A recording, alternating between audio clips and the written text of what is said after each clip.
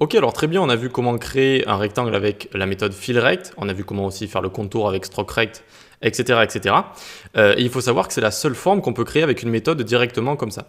Pour toutes les autres, cercles, lignes, etc., eh bien on va utiliser un dessin de trajet avec notamment la méthode beggingPass. Donc vous allez voir, c'est très simple, regardez, on fait contexte, donc référence toujours au contexte, point beggingPass, on invoque la méthode beggingPass, on passe, ça veut dire le chemin, on démarre le dessin si vous voulez, on démarre le dessin. Ensuite, on invoque la méthode rect pour rectangle. On va venir le placer 50-50. On lui met 100 de largeur, 50 de hauteur. On va venir mettre le reste au-dessus en commentaire, là, faire CTRL-C, tac. Et donc, on a démarré notre coup de crayon, si vous voulez. On a donné des dimensions au rectangle qu'on a envie de dessiner. Maintenant, on va choisir, on peut soit le remplir, soit dessiner le contour. Donc, on le remplit avec ctx.fill. D'accord, remplissage, tac. Vous voyez, on a bien notre rectangle ici. On aurait pu faire .stroke pour avoir du coup le contour. Ok, donc c'est comme ça tout simplement qu'on fait un dessin de trajet. D'abord, on invoque la méthode beggingPass pour démarrer notre dessin. Ensuite, donc ça c'est la forme qu'on va vouloir dessiner. Et ensuite, donc on va pouvoir la dessiner comme ça, stroke, on peut enchaîner, faire stroke et fill en même temps. Tac.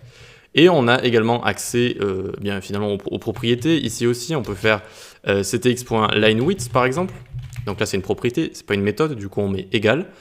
Égal par exemple 8, ça veut dire que ça va prendre 8 fois la largeur du contour de base. Et on peut faire ctx.strokeStyle, donc le style du coup de crayon. On peut mettre green par exemple. Alors j'ai mis des guillemets en haut, je vais mettre des guillemets en bas aussi, voilà.